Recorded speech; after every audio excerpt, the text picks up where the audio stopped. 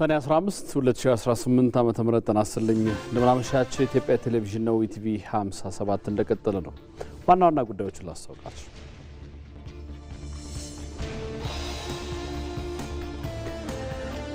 ባለፉት 5 ዓመታት ውስጥ በኢትዮጵያ ተግባራዊ የተደረጉ አዲስ ፖሊሲዎችና አዋጆች የኢኮኖሚ ጉዞ ወደ አዲስ ምዕራፍ አሸጋግረዋል።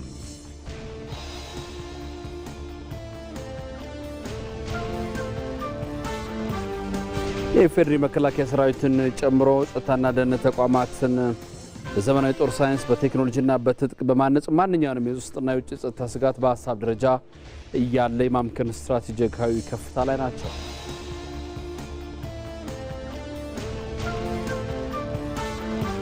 ባለፉት 5 ዓመታት በኢትዮጵያ ተግባራዊ የተደረጉ አዳዲስ ፖሊሲዎችና አዋጆች የኢኮኖሚውን ጉዞን ወደ አዲስ ምዕራፍ እያሸጋገሩት ነው።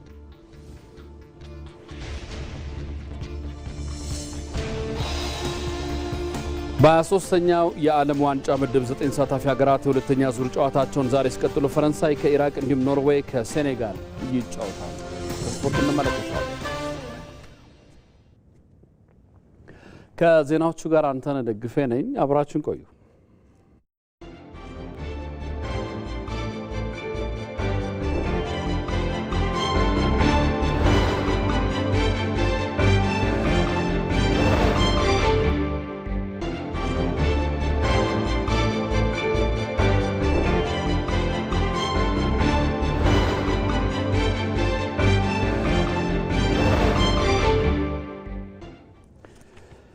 በ2018 አጠቃላይ ምርጫ ካርድ ከወሰዱ መራጮች 96.2 ከመቶ ድምፅ ሰጥተዋል።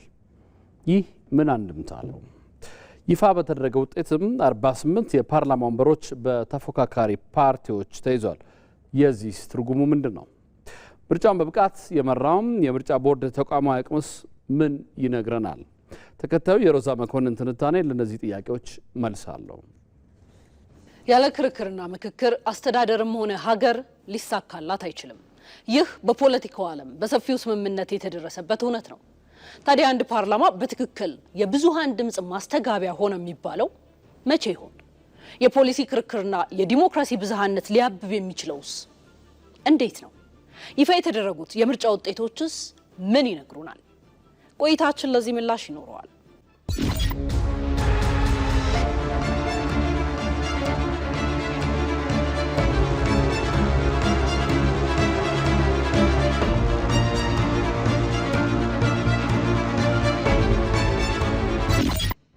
ይፋ በተደረገው የምርጫ ውጤት መሰረት ብልጽግና ፓርቲ 438 የህዝብ ተወካዮች ምክር ቤት መቀመጫዎችን በማሸነፍ መንግስት የመመስረቻ ቁልፉን ይዟል። ነገር ግን የፓርላማው ስብጥር ከቀድሞ የተለየ አዲስ ታሪክን ጽፏል። ይህ ምርጫ የአንድ ወጥ ወይም የሞኖሎቲክ የፖለቲካ ትርክት ማብቂያና የብዝሃ ድምፅ ወይም ፕሉራሊዝም ንጋት መጀመሩን ያመላክታል። ጠቅላይ ሚኒስትር አብይ አህመድ ደጋግመው እንደሚሉት የኢትዮጵያ ፓርላማ የብዙሃን ድምፅ የሚሰማበትና የሀሳብ ልዩነቶች የሚንጸባረቁበት እንዲሆን ይሁነኝ ብለው እንደሚሰሩ ተናግረዋል። ምርጫ ቦርድ ይፋ ያደረገው የሰባተኛው ጠቅላላ ምርጫ ደግሞ የጠቅላይ ሚኒስትሩ ሀሳብ መሬት እየያዘ የትግበራ ምዕራፍ ለመጀመሩ አመላካች ሆኗል።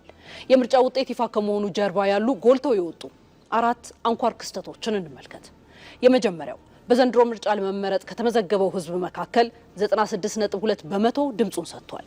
ይህ ወደ 100 በመቶ የተጠጋ የተሳትፎ መጠን በዓለም አቀፍ የዲሞክራሲ ልምምዶች እጅግ አልፎ አልፎ ብቻ የሚታይ ክስተት ነው። በዲሞክራሲያዊ ልምምድ አምናለሁ፣ የሚበጀኝን በካርዴ እወስናለሁ ብሎ አምኖ የምርጫ ካርድ ከወሰደ ከ54 ሚሊዮን በላይ መራጭ ውስጥ 96.2 በመቶ ድምፁን ሰጥቷል ማለት ትርጉሙ ብዙ ነው። ከፍተኛ የድምፅ አሰጣጥ ተሳትፎ ከዲሞክራሲ መርህ አንጻር ሲታይ ጠንካራ ህዝባዊ ቅስቀሳና የሎጂስቲክስ ተደራሽነት መኖሩን እንዲሁም ህዝቡ ለዲሞክራሲያዊ ስርዓት ግንባታ ያለውን የጋለ ፍላጎት የሚያሳይ ሲሆን የመራጭ ህዝብ ትመርጥና ዋ የሚሉ በዲሞክራሲ የማያምኑ ከሀገር ታሪካዊ ጠላቶች ጋር ያበሩ ለባዳዎች አሳልፈው የሰጡን ባንዳዎች ማስፈራሪያ ሳይገድበው ከሌሊት እስከ ሌሊት ድምጹን የሰጠነውና ብዙ ምስጋና ይገባዋል። የተመዘገበው ድምጹን የሰጠ መራጭ ቁጥር የፖለቲካ ምህዳር ሰፊነትን፣ ፍትሃዊ ተወዳዳሪነትንና የአጠቃላይ ሂደት ግልጸኝነትን የሚያመላክት ነው። ሁለተኛው ከአንድ ፓርቲ የበላይነት ወደ ባለብዙ ፓርቲ የፖለቲካ ምህዳር እየተደረገ ያለ አዲስ ሽግግር ነው። የብልጽግና ፓርቲ አብላጫውን የምክር ቤቶች መቀመጫ ማግኘቱ እንደተጠበቀ ሆኖ በምክር ቤት ውስጥ ከሚሰሙ አማራጭ ድምጾች የፖሊሲ ክርክሮችን የማላቅና የመቀየር ከፍተኛ አቅም ተፈጥሮላቸዋል። በፓርላማ ውስጥ የተፎካካሪ ፓርቲዎች ውክልና ከምንጊዜውም በላይ ጨምሯል። የተፎካካሪ ድምጾች ቁጥርም ተበራክቷል። ከዚህ ተወካዮች ምክር ቤት መቀመጫዎች መካከል 40 በተፎካካሪ ፓርቲዎችና በ8 የግል እጩዎች ተይዟል። ከዚህ ውስጥ ኢዜማ 13 መቀመጫዎችን፣ አብን 6 መቀመጫዎችንና መድረክ 3 መቀመጫዎችን ተጋርተዋል። ከዚህ በተጨማሪ በርካታ ብሔራዊና አካባቢ ፓርቲዎች በፓርላማው ድምጻቸውን ለማሰማት የሚያስችሉ ወንበርም አሸንፈዋል። የአፋር ህዝብ ፓርቲ፣ የአማራ ዲሞክራሲያዊ ኃይል ንቅናቄ ኢዲህን፣ አርጎባ አንድነት ፓርቲ፣ ትብብር ለኢትዮጵያ አንድነት ፓርቲ፣ ነጻነትና እኩልነት ፓርቲ፣ ጉሙዝ ብሔራዊ ንቅናቄ፣ አዲስ ትውልድ ፓርቲ፣ ሰላም ለኢትዮጵያ ጥምረት፣ የጌዲዮ ህዝቦች ዲሞክራሲያዊ ፓርቲ፣ የወላይታ ህዝቦች ዲሞክራሲያዊ ንቅናቄ፣ የኦጋዴን ብሔራዊ ነጻነት ግንባር፣ ህብረት ለዲሞክራሲና ለነጻነት ፓርቲ እንዲሁም ሶማሌ ፌዴራሊስት ፓርቲ በአጠቃላይ 16 ተፎካካሪ ፓርቲዎች በህዝብ ተወካዮች ምክር ቤት ወንበር አግኝተዋል። ይህ በቁጥር የተደገፈ ስብጥር የመንግስትን አሰራር ለመሞገት አማራጭ ፖሊሲ ሀሳቦችን ለማቅረብና ጠንካራ የክትትል ስራዎችን ለመስራት ወሳኝ ነው። ሶስተኛው እስካላችሁ ታላቅ ክስተቱ የግል እጩዎች ያገኙት ድል ነው። በጠቅላላው 8 የግል እጩዎች በአዲስ አበባ 1፣ በኦሮሚያ 5፣ በማዕከላዊ ኢትዮጵያ 1 እና በደቡብ ኢትዮጵያ 1 ፓርላማውን ተቀላቅለዋል። የሚያሳየው ትልቅ እውነታ አለ። መራጩ ህዝብ ከፓርቲ አሰላለፍ ወይም ከተለመደው የፖለቲካ ጃንጥላ ይልቅ በግል ችሎታ፣ በተግባር በተረጋገጠ አካባቢያዊ ተጽዕኖና በቀጥታ የህዝብ ወኪልነት ላይ የተመሰረተ ውሳኔ መሰጠቱን ነው። ዜጎች ካርድ የምንሰጠው ለፓርቲ ምልክት ብቻ ሳይሆን ለምናምነው ግለሰብ ጭምር ነው የሚል ግልጽ መልእክትን አስተላልፈዋል። በአራተኝነት የምርጫ ቦርድ ገለልተኝነትን እንመለከታለን። ከውጤቱ ባሻገር የሂደቱ ትክክለኝነት ትኩረትን ይሻል። ስህተቶች በተገኙባቸው የተወሰኑ አካባቢዎች ምርጫ እንዲደገምና ዳግም ቆጠራ እንዲካሄድ ያሳለፈው ቁርጠኛ ውሳኔ የምርጫ ተቋሙን የአስተዳደር አቅምና ገለልተኝነት አጉልቶ አሳይተዋል። ምርጫ መድገም እንደ ድክመት ሳይሆን አንድ ተቋም ስህተቶችን በድፍረት ለመለየትና ለማረም የሚያስችል ጠንካራ የውስጥ ቁጥጥር እንዳለው አመላካች ነው። ይህ እርምጃ ውጤቱ ምንም ይሁን ምን ሂደቱ ህጋዊና ታማኝ መሆን አለበት የሚለውን ዲሞክራሲያዊ መርህ በተግባር ያንጸባረቀ ነው። የምርጫ 2018 ውጤት የቁጥሮች ድምር ብቻ አይደለም። በአንድ በኩል ለብልጽግና ፓርቲ መንግስት የመመስረትና ሀገር የመምራት ግዙፍ ኃላፊነት ሲሰጥ፣ በሌላ በኩል ደግሞ ከ24 ተፎካካሪ ፓርቲዎችና የግል እጩዎች በፓርላማ ውስጥ ገብተው የህዝብን ብዝሃ ድምፅ እንዲያስተጋቡ የተሰጠ የህዝብ አደራ ነው። የህዝብ ድምፅ በምርጫ ሳጥን ውስጥ ገብቶ ሲወጣ አሸናፊው አንድ ፓርቲ ወይም አንድ ግለሰብ ሳይሆን ራሱ ዲሞክራሲ ነው። በቀጣዮቹ 5 ዓመታት የምናየው የህዝብ ተወካዮች ምክር ቤት ከድምፅ ብልጫ ባለፈ የሀሳብ ልዕልና የሚንጸባረቅበት፣ የተሻለች ኢትዮጵያን ለመገንባት ጠንካራ የፖሊሲ ክርክሮች የሚስተናገዱበት እንደሚሆን የሚታመን ነው። በሰባተኛው ጠቅላላ ምርጫ የታየው ሰፊ የህዝብ ተሳትፎ ኢትዮጵያን ለዲሞክራሲ ስርዓት ግንባታ ያላቸውን ቁርጠኝነት በተግባር ያሳየ ነው። ምርጫ በኢትዮጵያ ምድር የሰለጠነ የፖለቲካ መንገድ እንጂ የጠመንጃ ፖለቲካ ቦታ እንደሌለው ህዝቡ መልእክት ያስተላለፈበት ነው። ወንደሰን አፈወርቅ ተጨማሪ ያለው። ኢትዮጵያውያን ሰባተኛውን ጠቅላላ ምርጫ በስኬት አጠናቀው ወደ አዲስ ምዕራፍ ገብተዋል። ይህ ታዲያ እንዲሁ በቀላሉ የሆነ አይደለም። ምርጫው በተያዘለት ጊዜና በታቀደው መልኩ እንዳይካሄድ ለማድረግ ከሀገር ውስጥና ከዓለም አቀፍ ፍላጎቶች አንጻር የተለያዩ ስልታዊ ጫናዎችና ሴራዎች ሲሰነዘሩ ቆይተዋል። በአንዳንድ የሀገሪቱ አካባቢዎች የሽብር ጥቃቶችን በመሰንዘርና ውጥረቶችን በማባባስ ህዝቡ ካርድ እንዳይወስድ ብሎም ወጥቶ ድምፁን እንዳይሰጥ የማድረግ ጥረቶችም ታይተዋል። ህዝቡ ሂደት ውስጥ ተሳታፊ እንዳይሆን ማስፈራሪያዎችም ጭምር በተለያዩ የመገናኛ አውታሮች ሲሰራጩ ነበር። እነዚህን ደባ ያዘሉ መልእክቶች ዓለም አቀፍ አውድ ለመስጠት በመሞከርም ሀገሪቱ ምርጫ ለማካሄድ የሚያስችል የተረጋጋ ሁኔታ ላይ አይደለችም የሚል ትርክትን ለመፍጠርም ጥረቶች ነበሩ። ይህ ምርጫ የህልውና ስጋት የሆነባቸው አካላት በሌላ ስራ ውስጥ እንደነበሩ መረዳት እንችላለን።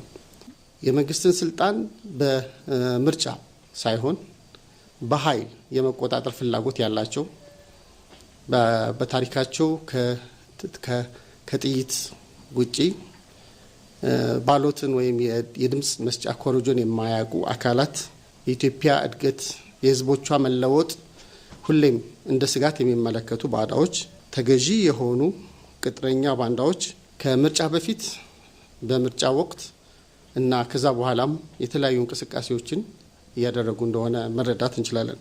ሆኖም እነዚህ ጥረቶች በህዝቡና በመንግስት ቅንጅት ህልም ብቻ ሆነው ቀርተዋል። በሰባተኛው ጠቅላላ ምርጫ ከዚህ ቀደም ከነበሩ ምርጫዎች በላቀ ልዩነት በቁጥሩ እጅግ ከፍ ያለ ከ54 ሚሊዮን በላይ መራጭ ተመዝግቦ በመላው ሀገሪቱ 96.2 በመቶ የሚሆነው መራጭ ደግሞ ድምፁ ሰጥቷል። ይህ ኢትዮጵያውያን በዲሞክራሲ ስርዓት ግንባታ ውስጥ ያላቸውን ተሳትፎም የሚያሳይ ጭምር ነው። ድምፁን ከንጋት እስከ እኩለ ሌሊት ሲሰጥም ትዕግስቱን በጽናት ያሳየበት ለዕለት ብቻ ሳይሆን ለቀጣይ 5 ዓመታት የሚጠብቀውን ፍሬ እያሰበ የከወነው ግብሩ ነው። በጠመንጃ በአፈሙዝ ሳይሆን በካርድ በምርጫ በመረጥኩት መንግስት ልመራ የሚል ህዝብ እንዳለን የህብረተሰባችን ደግሞ ንቃተ ህሊና ከፍ ያለ ደረጃ ላይ የደረሰበት መሆኑን የሚያሳይ ነውና እኔ በነበረው ነገር በጣም ደስተኛ ነበርኩኝ። ዓላማችን አገር ማጽናት ነው። ጸንቶ ደግሞ እንደሚያይ ደግሞ ህዝቡ መልእክት አስተላልፏል። መልእክቱን ነገ ከመንግስት ይጠብቃል። ሞቻችንን ያረጋግጥልናል። በዚህ ላይ በቂ የሆነ እውቀት ኖሮት ህብረተሰቡ በንቃት የተሳተፈበት ስለሆነ ለሀገራችን ብሔረ መንግስት ግንባታ ለሀገራችን ብሔራዊ ጥቅሞች መረጋገጥ ፋይዳው የጎላ ነው። ምርጫው በረጅም ዘመን ታሪኳ ለአፍሪካውያን የነጻነት ምሳሌ የሆነችው ኢትዮጵያ በሌላ አብነት የተገለጠችበት ጭምር እንዲሆን ያስቻለ ነው። የአፍሪካ ህብረት ታዛቢ ልዑክን እየመሩ የምርጫውን ሂደት ተዘዋውሮ የተመለከቱት የቀድሞ የኬንያው መሪ ኡሁሩ ኬንያታ ምስክርነት የምርጫው ትምህርታዊነት ከአድማስ ወዲያ የሚሻገር ስለመሆኑም የሚያጸና ነው።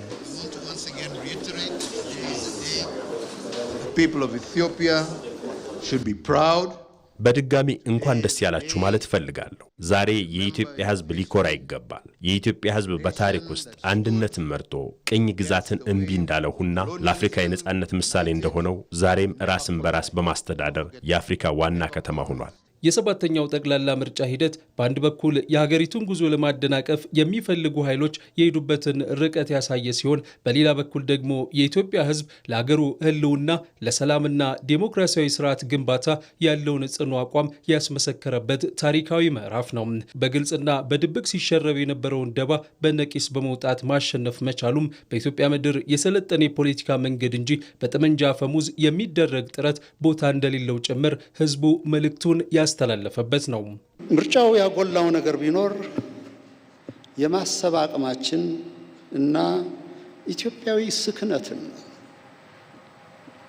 የምርጫው ተሳትፎ ጉዟችን ከእውቀትና ከማስተዋል ጋር የተወዳጀ ከግጭትና ከጥፋት የተፋታ የተለያየ መሆኑን በተግባር አሳይቷል።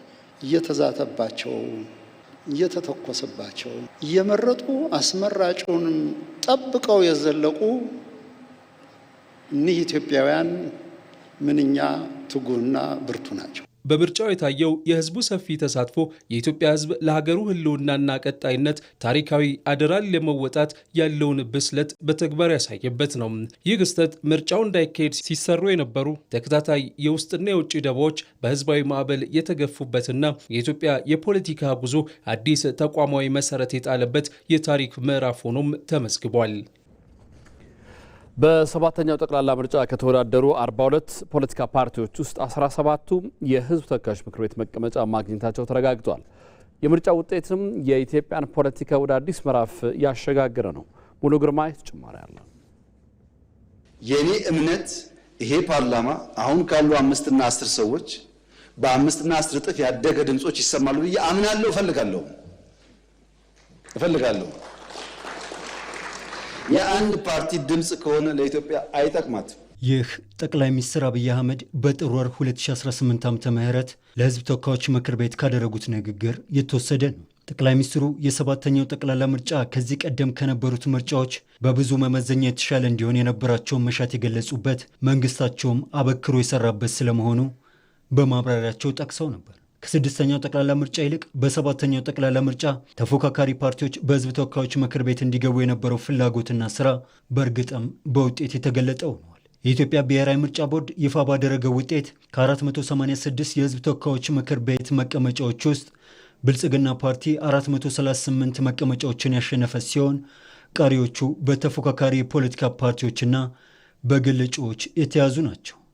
ይህም እስካሁን በተገለጹት የህዝብ ተወካዮች ምክር ቤት ውጤቶች መሰረት የተፎካካሪ ፓርቲዎችና የግል እጩዎች 10 በመቶ ገደማ መቀመጫ መያዛቸውም ተረጋግጧል። በሰባተኛው ጠቅላላ ምርጫ 42 ፓርቲዎችና 80 የግል እጩዎች የተወዳደሩ ሲሆን በህዝብ ተወካዮች ምክር ቤት 17 ፓርቲዎች ወንበር ማግኘት የቻሉበትም ነው። 8 የግል እጩዎችም በምክር ቤቱ መቀመጫዎችን ማግኘት ችለዋል። እንደ ህዝብ ተወካዮች ምክር ቤት ሁሉ የክልል ምክር ቤቶችም ብልጽግና ፓርቲ በአብላጫ ቢያሸንፍም በሁሉም በሚባል ደረጃ ተፎካካሪ ፓርቲዎች የተለያዩ ቁጥር ያላቸው መቀመጫዎችን አግኝተዋል። በሰባተኛው ጠቅላላ ምርጫ የታየ ውጤት እንደ ከዚህ ቀደሙ የአንድ ፓርቲ አባላት ብቻ ሳይሆኑ ተፎካካሪ ፓርቲዎችም በብዛት መቀመጫዎችን ያገኙበት ሆኗል። ውጤቱም የኢትዮጵያ ፖለቲካ ወደ አዲስ ምዕራፍ ያሸጋገረ ነው። ህዝብም ይሁንታ የሰጣቸው እንደራሴዎችን በተለያየ ደረጃ ወክሎ የሚያይበት ብዝሃ ሀሳብና አመለካከቶችም ወደፊት እንዲመጡም በር የከፈተ ሆኗል። በጣም በርካታ ፓርቲዎች የፓርቲ ቁጥሮቹ ብዙ ናቸው። ከ42 በላይ የሚሆኑ ሰው ተወዳደሩ። ግለሰቦችም በህዝብ ተወካዮች ምክር ቤት በክልልም ድምፅ የማግኘት እድል አግኝተዋል። እንድምታው ምን ያሳየናል ካልን ኢትዮጵያ ውስጥ የሀሳብ ፍጭት እንዳለ፣ ሰዎች ምንም ያክል ምንም ብናወራ አትምረጡን ብንላቸው ይሄ ለእናንተ አይገባም ስሉን፣ ይሄን ለምን ትነኩታላችሁ፣ ይሄ ለእናንተ የሚሆን ነገር ብሉ ኢትዮጵያውያን ተባብረው አገራቸው ላይ መንግስት መመስረት እንደሚችሉ፣ ስለዚህ የግለሰቦች ምርጫ እሱን ያሳያል። በቀጣይ በ2019 ዓ.ም በሚመሰረተው ምክር ቤት ውስጥም የተለያዩ ርዕዮተ ዓለም ያላቸው በርካታ የፖለቲካ ፓርቲዎችና የግል እጩዎች መወከላቸውም የሀሳብ ብዝሃነት እንዲረጋገጥም በር ከፋች። የኢትዮጵያ ብሔራዊ ጥቅም በማስጠበቅ ረገድም የብዙሃኑ ድምፅ የሚሰማበት መድረክ መሆንንም ያስችለዋል። ይህም ሀገር በቀል ለሆነው ኢትዮጵያዊ ዲሞክራሲ መጎልበትና ለመድበለ ዲሞክራሲ መፋፋት የራሱ ሚና የሚጫወት እንግዲህ 2019 የሚመሰረተው መስከረም 30 የሚመሰረተው ፓርላማ እስካሁን ካየነው ድሉን አግኝተን ሰፋ ያለ ከ1997 ቀጥሎ ሰፋ ያለ ድምጾች የሚሰሙበት ይሆናል የሚል እይታ አለን። ምክንያቱም ህግ አውጪ ስለሆነ ፓርላማው ህግ ሲያወጣ በህግ ጉዳዮች ላይ ይከራከራል፣ በብሔራዊ ጥቅም ጉዳዮች ይከራከራል፣ በፖሊሲ ጉዳዮች፣ በትምህርት፣ በጤና፣ በኢኮኖሚ፣ በማህበራዊ ጉዳይ፣ በውጭ ጉዳይ ፖሊሲ፣ በእነዚህ ሁሉ ክርክሮችን ያከናውናል። ሲያከናውን እነዚህ አዲሱ ፓርላማ ላይ የሚገቡት የተፎካካሪ የተለያዩ የፖለቲካ ፓርቲዎችና የግለሰቦች በግል የተወዳደሩ አሸናፊ የሆኑ ሰዎች በጣም በርካታ ሀሳቦችን ያመጣሉ ብለን እንጠብቃለን። የሰባተኛው ጠቅላላ ምርጫ ውጤትም ኢትዮጵያውያን ከአሮጌው የኃይል ስልጣን ፍላጎት ይልቅ በምርጫ ብቻ መንግስት ለሚጸናበት መንገድ ይሁንታ የሰጡበትም፣ ፓርቲዎችም በሀሳብ ፉክክር በትብብር ሀገር መንግስት በጽኑ መሰረት ላይ ለማቆም ያላቸውን መሻት በግልጽ ያሳዩበት ታሪካዊ መድረክም ሆነ። የሰባተኛው ጠቅላላ ምርጫ ውጤት የተፎካካሪ ፓርቲዎች ድምፅ ጎልቶ የወጣበት፣ ኢትዮጵያም የብዙሃኑ ድምፅ የሚደመጥባት፣ ለጠንካራ ሀገረ መንግስትና ለዘላቂ ሰላም መረጋገጥ የማይተካ ሚና ያለው ታሪካዊ ክስተት ነበር። በመከባበርና በመተባበር ላይ ያተኮረ የፖለቲካ ባህል የህዝብና የሀገርን ጥቅም ከፊት ያስቀደመ፣ በአንድ ጣራ ስር በጋራ ለመምራት ልምምድና እድልን ይሰጣል። አዲሱ የፖለቲካ ምህዳርም ኢትዮጵያ በሁለንተናዊ መስክ ተሽላ እንድትገኝ የሚያደርጋትና የጸና መሰረት እንዲፈጠር የትውልዱ ትስስር የሚጸናበት አዲስ ምዕራፍ እንዲከፈትም ያደረገ ነው። የኢትዮጵያ ብሔራዊ ምርጫ ቦርድ በፈጠረው ጠንካራ ተቋማዊ አቅም ሰባተኛው ጠቅላላ ምርጫ ያለምንም ጣልቃ ገብነት ማከናወን ችሏል። ቦርዱ ዘመናዊ አሰራርን በራስ አቅም ተግባራዊም አድርጓል። አቤል ሙልጌታ ተጨማሪ አለው። ተቋማት በሀገረ መንግስት ግንባታ ውስጥ ያላቸው ሚና ቀላል የሚባል አይደለም። ስርዓት ሲዘረጋና የተዘረጋውን ስርዓት ማነጽ የሚችሉ ጠንካራ ተቋማት ሲኖሩ የሀገረ መንግስት ግንባታው ስኬታማ ይሆናል። ኢትዮጵያ በመንግስታት ለውጥ ውስጥ ቀጣይነት ያለው ተቋማትን የመገንባት ስኬቷ ሲታይ በርካታ ውጣ ውረዶች ቢኖሩበትም አሁን ላይ በግልጽ የሚታይ አቅም በተገነቡ ተቋማት ዘንድ መታየት ጀምሯል። የመንግስት ቁርጠኝነትና የህዝቡ ለተቋማት ያለው እምነት እያደገ መምጣት የተቋማት ግንባታን ከሚያጠናክሩ አበይት ምክንያቶች ውስጥ መጠቀስ ይችላሉ። በዚህ ረገድ እየተገነቡና በውጤት እየታዩ ካሉ ዲሞክራሲያዊ ተቋማት ውስጥ የብሔራዊ ምርጫ ቦርድ አንዱና ዋነኛው ነው። ይኸው ተቋም አንድ ብሎ የጀመረው ጠቅላላ ምርጫ ዛሬ ላይ 7 ደርሶ እሱንም በስኬት አጠናቋል። ምርጫ ቦርድ 7 ጠቅላላ ምርጫዎችን ማከናወን ይቻል እንጂ የጥራት ደረጃቸው ተመሳሳይ ናቸው ማለት ግን አይደለም። አሁን ላይ የተገነባው ምርጫ ቦርድ ቀጣይነት ባለው መልኩ ገለልተኝነቱን አስጠብቆ በብቃት ምርጫን ማስፈጸም እንደሚችል ያስመሰከረም ሆኗል። ጠንካራና ገለልተኛ ተቋማትን መገንባት ሀገርን በጽኑ መሰረት ላይ ለማቆም የሚደረገው ጉዞ ዋስትና መሆኑም በተግባር አሳይቷል። በሰባተኛው ጠቅላላ ምርጫ የታየው የኢትዮጵያ ብሔራዊ ምርጫ ቦርድ ተቋማዊ ሽግግር፣ የቴክኖሎጂ ትግበራና ተቋማዊ አደረጃጀት በሀገር የፖለቲካ ታሪክ ውስጥ አዲስ ምዕራፍንም ከፍቷል። ቦርዱ 54 ሚሊዮን በላይ ሕዝብ መዝግቦ ድምፅ ያሰጠበት ብቃት የምርጫ ቁሳቁስን በአግባቡ አሰራጭቶ ጉድለቶችን ቀንሶ አፍሪካውያን ወንድሞችን ታዝበውበት እንከን የማይወጣለት ምርጫ ማካሄድ የመቻል ትልቅ አቅም መገንባቱን አሳይቷል። ይህ አቅም ደግሞ በራስ አቅም የጎለበተና የጸና መሆኑም ልብ ይሏል። በዚህም ሰፊ ተሞክሮም ተቀምሮበታል። የኢትዮጵያ ብሔራዊ ምርጫ ቦርድ በተቋም አደረጃጀት በአመራር ብቃትና በእውቀት ረገድ እያሳየ የመጣውን ቀጣይነት ያለውን እድገት እንዲሁም ዘመናዊ ቴክኖሎጂን በምርጫ ስርዓታችን ውስጥ በማላመድ አሰራሩን ለማዘመን ለሚወስዳቸው በጎ እርምጃዎች ሁሉ ታላቅ ምስጋናዬን አቀርባለሁ። እጅግ ተስፋ የሚሰጥ ማለትም ተቋሙ በራስ አቅም በሀገራዊ እይታ በኢትዮጵያዊ ነባራዊ አውድ በአግባቡ በመቀመር የበለጠ ላቅ ያለ ስራ እንደምትሰሩ እምነቴ የጸና ነው። ይህ የምርጫ ቦርድ ስኬትና የመፈጸም አቅም ዝም ብሎ የተገኘ ሳይሆን መንግስት ለዲሞክራሲ ስርዓት ግንባታ ያለውን ቁርጠኝነትም በግልጽ ያመላከተበት ነው። ምክንያቱም የቦርዱን ገለልተኝነት በማረጋገጥ መንግስት ትልቅና ደፋር ኃላፊነትንም ወስዷል። የህግ ጥሰት ወይም ክፍተት በተገኘባቸው አካባቢዎች በድጋሚ የድምፅ ቆጠራ እንዲደረግ፣ በምርጫው ተአማኒነት ጉድለት ላይ አሳማኝ ምክንያት የተገኘባቸው የምርጫ ክልሎች ደግሞ ምርጫ በድጋሚ እንዲደረግ የማያወላውል ውሳኔንም አሳልፏል። ያለማንም ጣልቃ ገብነት ሰባተኛውንም ጠቅላላ ምርጫ ማከናወን መቻሉን የድሉ አንዱ መልክም ሆኗል። ቦርዱ ስራውን በተባለው ጊዜና መጠን አያከናውንም የሚሉም ጭምር ነበሩ። ቦርዱ በዕለት ተዕለት ሆነ በምርጫው ወቅት የተቋሙን ነፃነት ከማንኛውም አይነት ጫናና ጣልቃ ገብነት በመጠበቅ በህግና በመርህ ላይ ተመስርቶ ውሳኔዎችን ሲያሳልፍ ቆይቷል። በተለይም በመራጮች ምዝገባና በምርጫ ቀን የምርጫ አስፈጻሚዎቻችንን ገለልተኝነትና ሙያዊ ብቃት ከፍተኛ ክትትል አድርጓል። በምርጫ ሂደቱም ትክክለኛ የሆነ አሰራርን በመተግበር ከ10 ሺህ በላይ የፖለቲካ ፓርቲና የግል ተወዳዳሪ እጩዎችን ያለምንም ማንጠባጠብ ያሳተፈ የምርጫ ሂደትን አከናውኗል።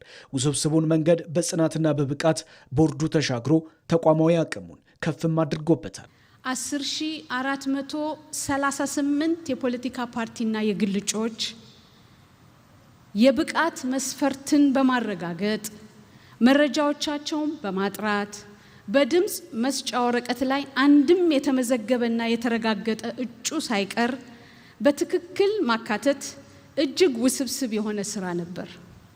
ከዚህም ባለፈ ሁሉም የተመዘገቡና ሰርቲፊኬት የተሰጣቸው እጩዎች በድምፅ መስጫ ወረቀት ላይ ያለምንም መጓደል መዛባት እንዲታተም ማድረግ በከፍተኛ የቦርዱ ባለሙያዎች ጥንቃቄና ትኩረት የተከናወነ ስራ ነው። የሰባተኛው ጠቅላላ ምርጫ ትልቁ ትርፍ የፖለቲካ ስልጣን ሽግግር ብቻ ሆኖም አልቀረም።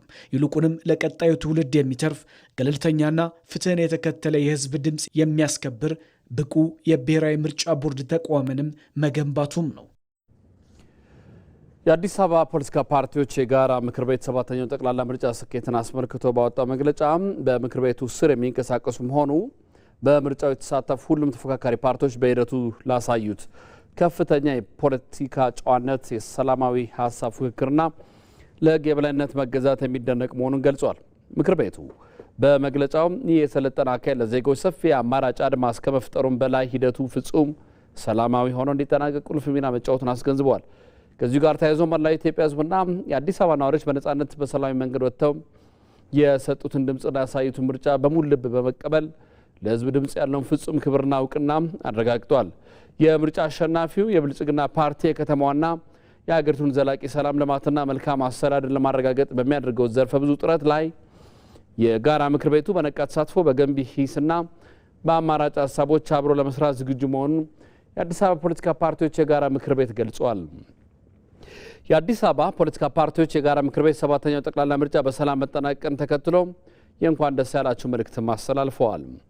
የጋራ ምክር ቤቱ የኢትዮጵያ ብሔራዊ ምርጫ ቦርድ ይፋ ባደረገው ውጤት መሰረት 7ኛው ጠቅላላ ምርጫ በሰላማዊና በዲሞክራሲያዊ መንገድ ተጠናቀው የብልጽግና ፓርቲ አብላጫ ድምፅ በማግኘት ማሸነፉንም አስታውቋል።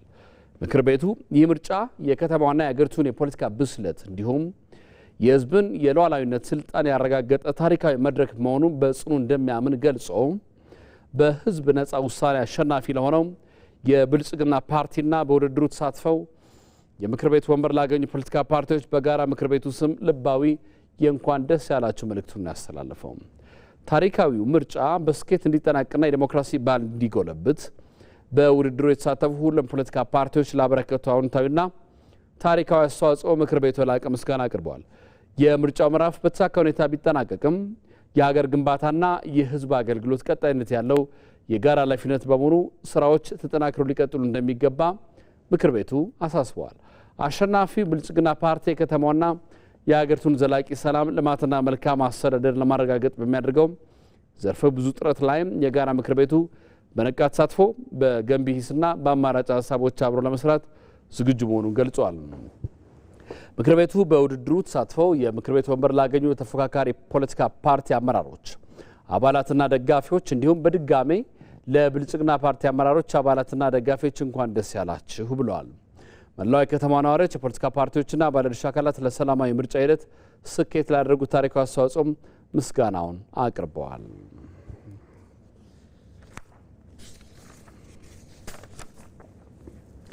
የአፋር ፖለቲካ ፓርቲዎች የጋራ ምክር ቤት 7ኛው ጠቅላላ ምርጫ በሰላም በመጠናቀቁ ደስታውን ገልጿል። ምክር ቤቱ በመግለጫውም የዘንድሮው ምርጫ በሰላም መጠናቀቅ የአገሪቱን የፖለቲካ ምህዳር እየሰፋ መምጣቱን ያረጋግጣል ብለዋል። ለተወካዮች ምክር ቤትና ለክልል ምክር ቤቶች መንግስት መመስረት የሚያስችለውን ድምፅ ላገኘ ብልጽግና ፓርቲና በምርጫው ወንበሮችን ላገኙ ተፎካካሪ ፓርቲዎችም መልካም የስራ ዘመን እንዲሆንላቸው የአፋር የፖለቲካ ፓርቲዎች የጋራ ምክር ቤት ተመኝቷል። ምርጫው በሰላም እንዲጠናቀቅም ለተሳተፉ የጸጥታ አካላት የኢትዮጵያ ምርጫ ቦርድና ሌሎችም አካላት ምስጋናና እውቅናም ሰጥቷል። ምርጫ በሰላም መካሄዱም ለመላው ሕዝብ እንኳን ደስ ያላችሁ ብለዋል። ለአፋር ሕዝብና ለመላው ኢትዮጵያ ሕዝብ እንኳን ደስ ያላችሁ ለማለት እወዳለሁ። ምርጫው በሰላም በመጠናቀቁ በዲሞክራሲያዊ መንገድ በመጠናቀቁ እንኳን ደስ ያላችሁ እንኳን ደስ ያለን ለማለት እወዳለሁ። ከባለፈው ምርጫ በተለየ ሁኔታ ዲሞክራሲያዊና ፍትሐዊ ነበር። የዘንድሮ ምርጫ የተሻለ ነበር። እኛም እሱን አስበን ነው ዘንድሮም የተሳተፍ ነው። የሚቀጥለው ምርጫ ደግሞ ከዘንድሮ የተሻለ እንደሚሆን እናምናለን። መንግስት ለመስረት መቀመጫ ወንበር ያገኘው ለብልጽግና ፓርቲ እንኳን ደስ አላችሁ ለማለት እወዳለሁ። ከኛ በኩል ደስ ብሎናል። እንኳን ደስ አላችሁ ይላሉ። የዚህ የ2018 ዓመት ምርጫ ለየት የሚያደርገው ደግሞ ለኛ በሚዲያ ደረጃ ላይ ከፍተኛ ፉክክር ተደርጓል። ፓርቲዎቹ በክልል ደረጃም በሀገር አቀፍ ደረጃ ይሄ ደግሞ የሚያሳየው የዲሞክራሲ አንድ ሁለት ስቴፕ ወደፊት ማለት ነው። ስለዚህ ይሄ ፊት ካለፈው ምርጫዎች አልነበርም እንደዚህ ያለው። ስለዚህ ይሄ ራሱ የሚያሳየው ፍትሐዊና ዲሞክራሲያዊ ምርጫ መገለጫ አንዱ በመሆኑ እኛ በጣም ደስ ብሎናል። የአፋር የፖለቲካ ፓርቲዎች የጋራ ምክር ቤት በቀጣይም ከአሸናፊ ፓርቲ ጋር ለሀገር ብልጽግና በትብብር እንደሚሰራም አስታውቋል። በቀጣይ ከክልሉ መንግስት ጋር በሰላም በልማት በእድገትና ቀጣይ ብልጽግና እንዲመጣ እጅና ጓንት ሆነን የምንሰራ መሆኑን እያሳወቅን በየደረጃው የምክር ቤት መቀመጫ ያገኙት ፓርቲዎችም መልካም የስራ ዘመን እንዲሆንላቸው እየተመኘን ሀገራችን ኢትዮጵያ አሸንፋለች። መጪው ጊዜ የሰላምና የአንድነት እንዲሆንልን የደስታችንን መግለጫ እናስተላልፋለን።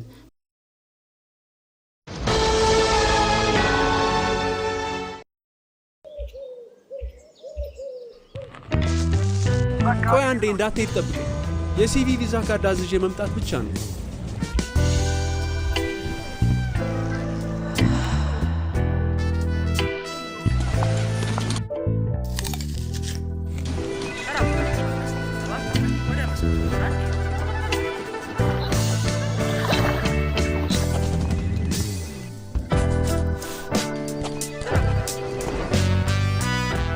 ባንኮ በመዳፉ በያዙት ስልኮ ቤቶ ድረስ ከተፍ ይላል። ሰላም ጤና ይስጥልኝ።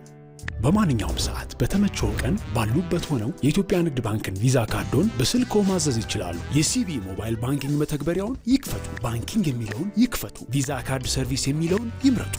ይፈልጉ ምትክ ወይም አዲስ መጠየቅ። የካርዶን አይነትና የሚወስዱበትን ቅርንጫፍ መርጠው ያረጋግጡ። ባንክ የሚመጡት ካርዶን ለመውሰድ ብቻ ነው። አሁኑኑ ያመልክቱ። በፍጥነት ካርዶን ይውሰዱ። የኢትዮጵያ ንግድ ባንክ፣ ሁሌም የሚተማመኑበት ባንክ።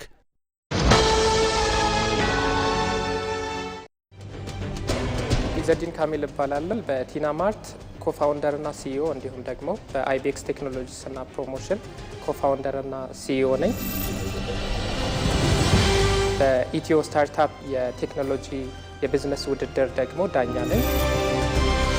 ፕላትፎርሙ አሁን ዌብ አፕ ነው፣ ኔቲቭ ሞባይል አፕ ነው ወይስ ምንድን ነው? ሀገራችን እንዲሁም ዓለም በአጠቃላይ በጣም በከፍተኛ ስፒድ ወደ ዲጂታል ትራንስፎርሜሽን እየሄደች እንደሆነ ይታወቃል።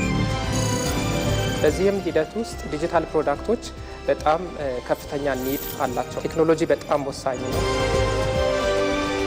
ይህንን የቴክኖሎጂ ውድድር በኢቢሲ እንድትከታተሉ እጋብዛለሁ። በመከታተል ላይ የምትገኙት ከኢትዮጵያ ቴሌቪዥን የቲቪ 57 ነው። እየተከታተላችሁን ስለሆነ እናመሰግናለን። የኢፌዴሪ መከላከያ ሰራዊትን ጨምሮ የጸጥታና የደህንነት ተቋማትን በዘመናዊ ጦር ሳይንስ በቴክኖሎጂና በትጥቅ በማነጽ ማንኛውም የውስጥና የውጭ የጸጥታ ስጋት በሀሳብ ደረጃ ላይ ያለ የማምከን ስትራቴጂካዊ ከፍታ ላይ ናቸው። የመጪውን ትውልድ ደህንነትና የኢትዮጵያን ሉዓላዊነት በጽኑ መሰረት ላይም ለማቆም የጸጥታና ደህንነት ተቋማትን የማድረግ አቅም ጊዜውን በዋጀ ቴክኖሎጂና እውቀት የማላቅ ስራ በከፍተኛ ትኩረት እየተከናወነ ይገኛል። ብሩክ ተስፋዬ ተከታዩን ዘገባ አዘጋጅተዋል። እርሱ ለኢትዮጵያ ወታደራዊ ተቋም ብቻ አይደለም፣ የህልውናዋ መሰረት፣ የትንሣኤዋ ማማና የነጻነቷ ማህተም እንጂ። ሰራዊቱ የሚጠብቃት ለእናት ሀገሩ ባለው ፍቅር ወደር በሌለው ቁርጠኝነት ነው። ኢትዮጵያን ለዘላለም ታፍራና ተከብራ እንድትኖር የሚያደርጋት። ኢትዮጵያ በቃ እናት ነች፣ ከእናትም በላይ ያው ለእናት የሚሰጥ ክብር አለ፣ ለሀገርም የሚሰጥ አለ። ግን ደግሞ ከእናት በላይ ይበልጥ ደግሞ ለሀገር ትልቅ ክብር፣ ትልቅ ቦታ አለ። ያው ሀገር ከሌለች እናት የለችም። ሀገሬን ለማገልገል እስከ ህይወት መስዋዕትነት ድረስ ቆሜያለሁኝ። ሀገሬን የትኛውንም ድንበር ሊደፍር የሚመጣን ጠላት በቁርጠኝነት ለመመከት ዝግጁ ነኝ። ኢትዮጵያ በማንኛውም ምዕራፍ የማይደራደሩባት ብቸኛ ክብር ናት። እርሱ የሀገር የልብ ትርታ፣ የሉዓላዊነቷ እስትንፋስና የማንነቷ ጽኑ ምሰሶ ነው። መከላከያ ሰራዊት ማለት አገር ነው። መከላከያ ሰራዊት ካለ አገር ይጠብቃል፣ ሉዓላዊነት ይጠብቃል፣ ዳር ድንበር ይጠብቃል። በህገ መንግስቱ መሰረት የሀገር ውስጥ ሰላም ያስከብራል። ይሄንን ስራ የሚሰራ ኃይል ከሌለ አገር አለኝ ማለት አይቻልም። አገር እንዳይኖረን የሚፈልግ ጠላት ነው። እንዲህ ያለውን የኢትዮጵያ ህልውና የሆነ ተቋምና መሰል የጸጥታና ደህንነት ተቋማትን ትውልድ ተሻጋሪነት ዘመኑን በዋጀ ቴክኖሎጂ ማብቃት ትኩረት የተሰጠው ቁልፍ ስራ ነው። ሎ ኢንፎርስመንት ኤጀንሲስ፣ መከላከያው፣ የደህንነት ተቋማት በጥቅሉ ፖሊሱ፣ መረጃ ተቋማት መጠንከር አለባቸው። ይሄንን የኢትዮጵያ ህዝብ በከፍተኛ ክብርና ፍቅር ማየት አለበት። ጠንካራ መከላከያ፣ ጠንካራ የደህንነት ተቋማት ካሉን እኛ ውስጥ ለውስጥ ላለን ሽኩቻ ብቻ ሳይሆን ሌሎች እንዳያስቡ ካሰቡም ደግሞ እንደ አባቶቻችን ሀገራችን ለማስቀጠል የሚያስችል አቅም ስለሆነ በአንድ በኩል ሎ ኢንፎርስመንት እናጠናክራለን፣ በሌላ በኩል ልማት እናጠናክራለን። ልማቱም ብዝሃ ዘርፍ ነው። ሎ ኢንፎርስመንት የምንገነባው አቅምም ብዝሃ ዘርፍ ነው። ይህን በማስተናሰል የጸናች የበለጸገች ለብዙዎች የምታጓጓ ለዜጎቿ ደግሞ የኩራት ምንጭ የሆነች ኢትዮጵያን ለልጆቻችን እናስረክባለን። ይህ ደግሞ የትጥቅ ዘመናዊነቱ ከምድር እስከ ሰማይ ከሳይበር እስከ ህዋ ጊዜውን የዋጀ ነው። መከላከያ ሰራዊቱ ራሱን በዘመናዊ የጦር መሳሪያዎች በማነጽ በአፍሪካ የማይናወጥ የኃይል ሚዛን መፍጠር ችሏል። ለኢትዮጵያ ብቻ ሳይሆን ለቀጠናው በቂ የሆነ ኤሊት ፎርስ፣ ቴክኖሎጂ የታጠቀ ቴክኖሎጂ የሚጠቀም በድሮን ሬኮነሰንስ የሚያደርግ በካሚካዚ ምሽግ የሚያፈርስ በምሽግ ብቻ ሳይሆን በስትራቴጂክ ቦታዎች በሰላም ወረዳዎች ውጊያን የሚያጧጥፍና የሚያሳጥር ተቋም ኢትዮጵያ ስለገነባች ድፍን የምስራቅ አፍሪካ ሀገራት፣ ድፍን የአፍሪካ ሀገራት እንኳን ደስ ያላችሁ። የብዝሃነት ውበት ማሳያ የሆነው ሰራዊቱ ፍጹም ሀገራዊ ፍቅርና ወታደራዊ ስነ ምግባርን የተላበሰ ነው። ይህ የውስጥ አንድነቱ የትኛውንም የጠላት ስነ ልቦና ጦርነት ቀድሞ የሚያከሽፍ ጋሻም ነው። ክቡር ጠቅላይ ሚኒስትር ዶክተር አብይ አህመድ የመከላከያ ሰራዊት ሪፎርም እንዲደረግና ሰራዊቱ የማንኛውም የብሔር የፖለቲካ ውግንና የሌለው ሀገራዊ ሰራዊት እንዲገነባ በሰጡት አመራር መሰረት ቋሚ ተቋም ያላት አገር እናድርጋት ባሉት መሰረት የልዩ ዘመቻዎች ኃይል፣ የአየር ኃይል፣ የሜካናይዝድ፣ የኤሌክትሮኒክስ ዋርፌር፣ የሳይበር ኃይሎች ላይ በቅድሚያ በመስጠት በምድር ኃይልና በባህር ኃይል እንደ የቅደም ተከተላቸው አተኩረን በመስራት በስትራቴጂው መሰረት ኤሊት የሆነ ፕሮፌሽናል ሰራዊት ግንባታ ስራ እየሰራን መጥተናል። ከድንበር ጥበቃ ባሻገር በከተሞችና በመረጃ መረቦች ውስጥ የሚሸረቡ የጥፋት እቅዶችን ቀድሞ ማክሸፍ የዘመኑ የፖሊስ ሳይንስ ቀዳሚ ተግባር ነው።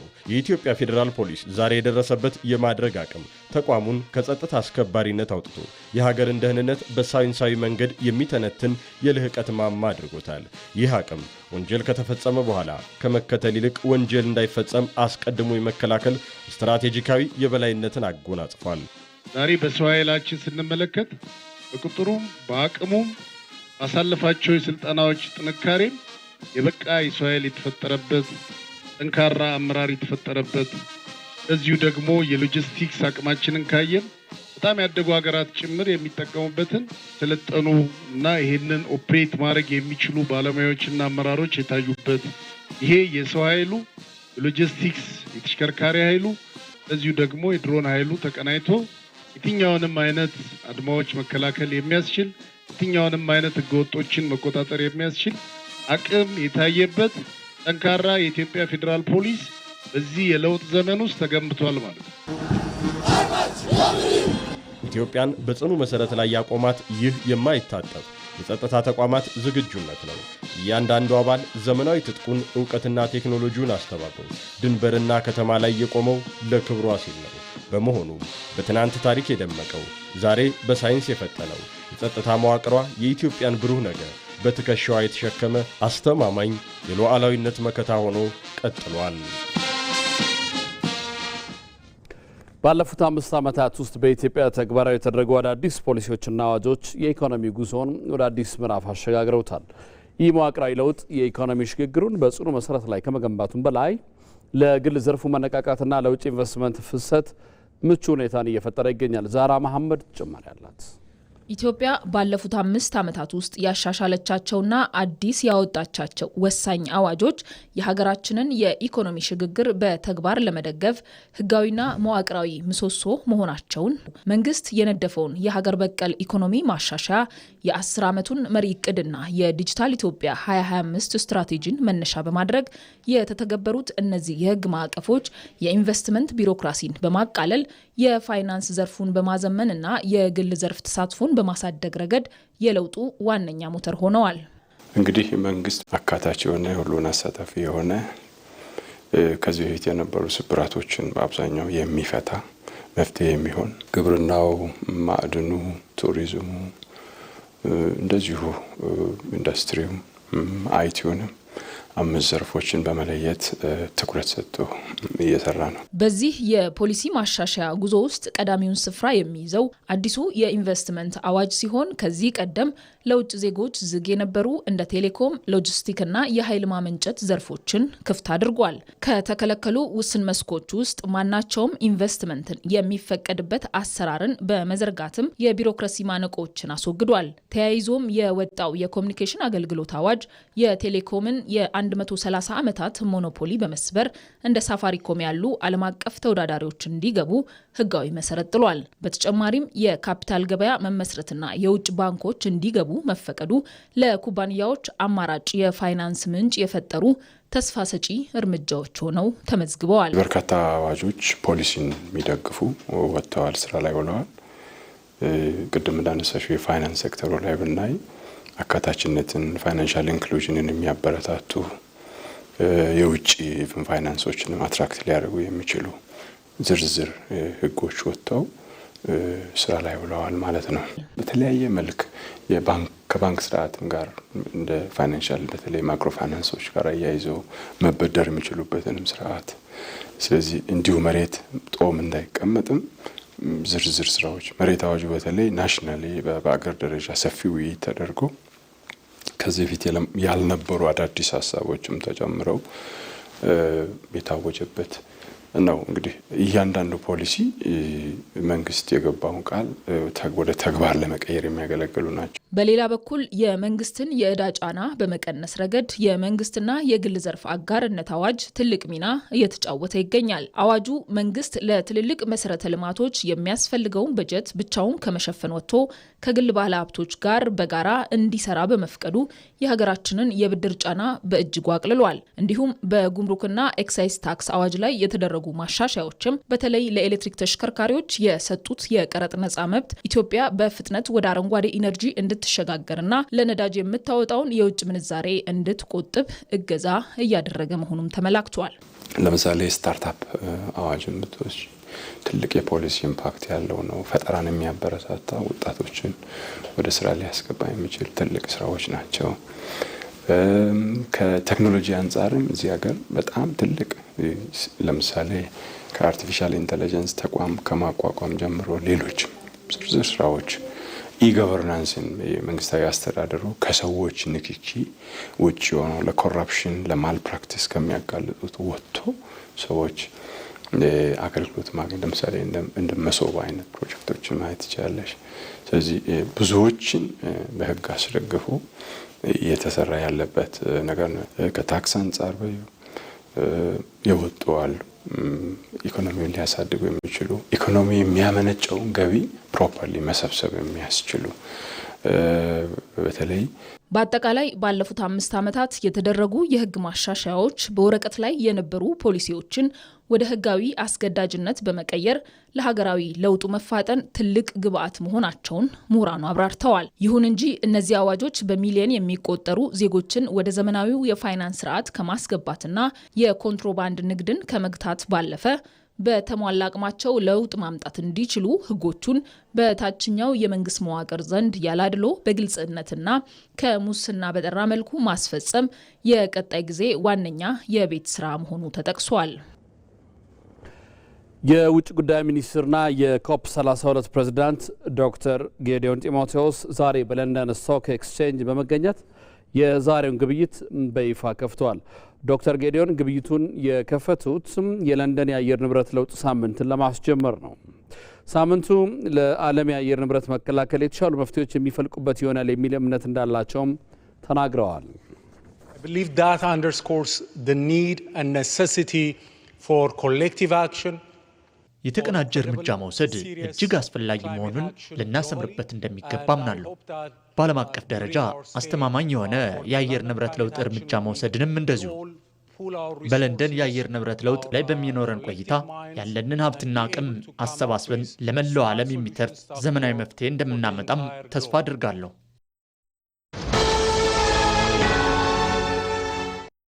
ተመልካቾቻችን ከጧት ጀምሮ ሲያስቡበት እንደቆየው ተሳክቶለት ከቢሮ ሾልኮ ቢወጣ ይመስላል። ሁሉም ተመልካችና ደጋፊ ጥያቄ ነው። አዎ እያታለለ ነው የሚወጣ ይመስላል። እያታለለ ነው አይደለም። አለቃው ወጥታለች። ምትይዘው ይመስላል። ያመለጠ ይመስላል። አሁንም እያታለለ ነው። እንደበራ ነው። በሩ ጋር ሲደርስ ተያዘ። ይሄ ማስጠንቀቂያ የሚያሰጠው ይመስላል። ቢጫ ካርድ ዕቃ ልግዛ በሚል ተልካሻ ምክንያት ከስራው ሊወጣ የነበረው የቢሮ ሰው ቢጫ ካርድ አይቷል። ቢጫ ካርድ እሱስ ምን አስወጣው? እዛው ቢሮ እንዳለ አያስብ ነበር። ቢሮ እያለን ያልከው? አዎ መቼም በዚህ ጊዜ ቴሌብር ማይጠቀም የለም። አዎ ቴሌብር ላይ በሚገኘው ዘመን ገበያ የሚያስፈልገው ማንኛውንም አይነት ነገር ቢሮ ድረስ ሸምቶ በቀላሉ ማድረስ ይችላሉ እኮ። ታዳጊዎቻችን የዲጂታል ኢትዮጵያ ግብይት መዳረሻ በሆነው ዘመን ገበያ ውስጥ የገባ ይመስላል።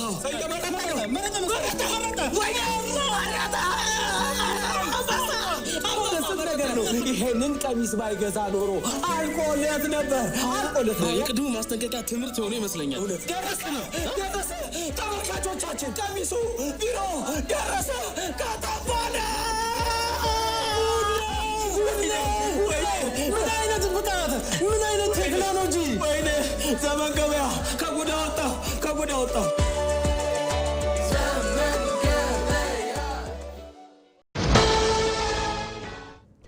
ዜና እረፍት።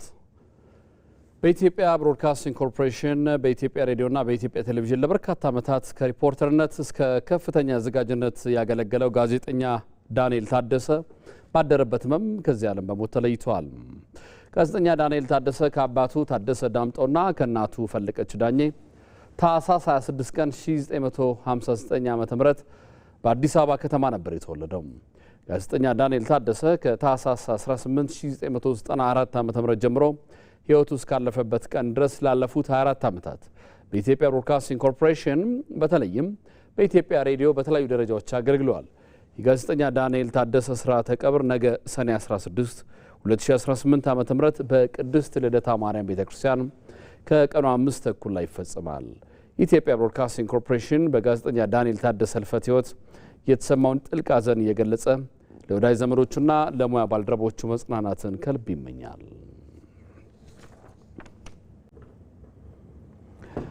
በ23ኛው የዓለም ዋንጫ የምድብ 9 ተሳታፊ ሀገራት የሁለተኛ ዙር ጨዋታዎችን ዛሬ ሲቀጥሉ ፈረንሳይ ከኢራቅ እንዲሁም ኖርዌይ ከሴኔጋል ይጫወታሉ። ከምድብ 10 አርጀንቲና ከኦስትሪያ በአሁኑ ሰዓት ጨዋታቸውን እያደረጉ ሲሆን አርጀንቲና ኦስትሪያን 1-0 እየመራች ነው። ከኢትዮጵያ ቴሌቪዥን ኢቲቪ 57 አብቅቷል። ስለተከታተላችሁ እናመሰግናለን። አንተነህ ደግፌ ነኝ። ሰላም ደሩ።